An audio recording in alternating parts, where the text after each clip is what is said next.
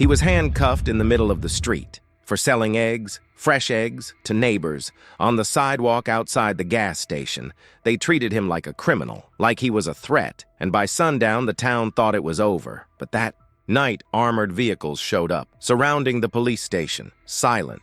And what came next? No one expected. Tell us in the comments what city you're watching from. We're seeing stories travel further than ever. Miguel Robles had lived in that town his whole life, 61 years old, woke up before sunrise every day to take care of his chickens and pack eggs into repurposed crates. People knew him. People trusted him. He didn't charge much, just enough to keep the lights on and gas in the truck. He never got around to applying for a street vending license because the city fees kept going up, and honestly, he didn't think he needed it. He wasn't running a business. He was just helping people who couldn't afford supermarket prices. But the new officer in town, Darren Klein, didn't care about that. He was young, ambitious, and obsessed with enforcing order, especially since his mother, Mayor Susan Klein, had recently promised to clean up the streets and make the town more professional. That Saturday morning, Officer Klein saw Miguel handing a dozen eggs to a young mother outside the corner market. He got out of his cruiser,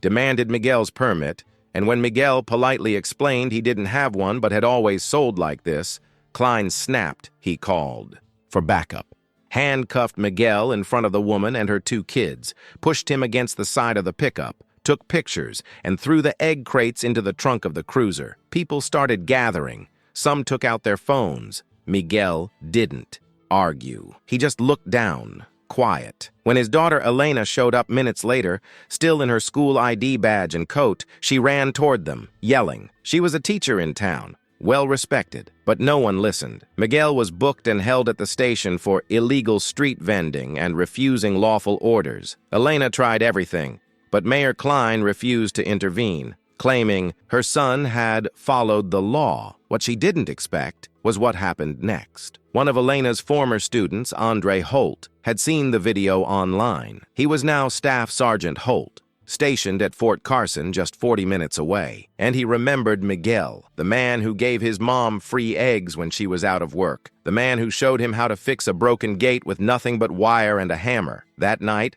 Holt made some calls. At 9:17 p.m., 4 armored military vehicles rolled into the town.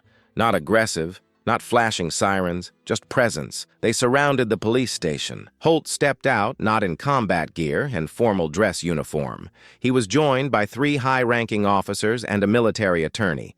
They requested Miguel's release, and then they presented documents. Turns out, Miguel had unknowingly been part of a federal veterans food partnership. His donations to struggling families had qualified him for legal protections under a quiet community food aid clause. The arrest, not only unnecessary, it may have violated federal provisions. Mayor Klein showed up in her robe, furious, but no one paid her attention. Her son was forced to release Miguel and issue a public statement. The footage made it to national news. By the morning, Miguel didn't sue, didn't post anything. He just went back to his chickens. But Elena, she helped organize a town hall and with the military's support, helped rewrite the city's vending laws to include micro-farmers. And Officer Klein, he was reassigned, quietly, without fanfare. If this story stayed with you, comment the word roots, because dignity grows from where we're planted, and no one has the right to dig it up. There is a story here on the screen that will also move you.